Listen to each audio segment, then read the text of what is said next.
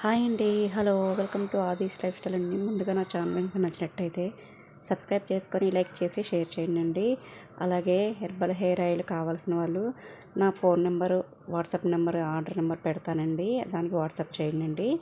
చాలా బాగుంది ఆయిల్ కూడా, ఎలాంటి కెమికల్స్ లేవు. అలాగే ఈరోజు నా స్టైల్లో దోసకాయ పచ్చడి ఎలా చేసుకోవాలో చూపిస్తున్నానండి.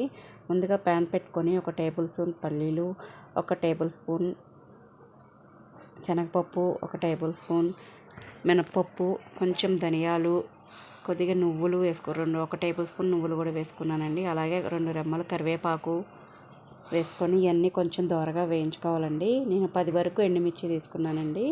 అవి కొంచెం కారం ఉంటాయి కాబట్టి మీరు కావాలంటే ఒకవేళ ఎండుమిర్చి కారం లేకపోతే 15 వరకు తీసుకోవచ్చు. ఇవి కొంచెం వేయించుకొని దోరగా వేయించుకొని పక్కన పెట్టుకోండి. ఇప్పుడు చల్లారిపోయినాయి, మిక్సీ వేసుకుంటున్నాను. దీంట్లోనే ఒక 5-6 వెల్లుల్లిపాయలు వేసుకుంటున్నానండి.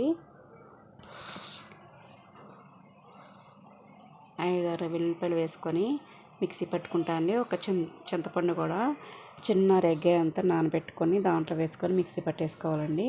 నేను పట్టేసుకున్నాను. ఇప్పుడు పోపు పెట్టేసుకుందామండి. తాలింపు ఒక దాంట్లోనే ప్యాన్ పెట్టుకొని 1 టేబుల్ స్పూన్ ఆయిల్ వేసుకొని తాలింపు దినుసులు వేసుకోవాలండి.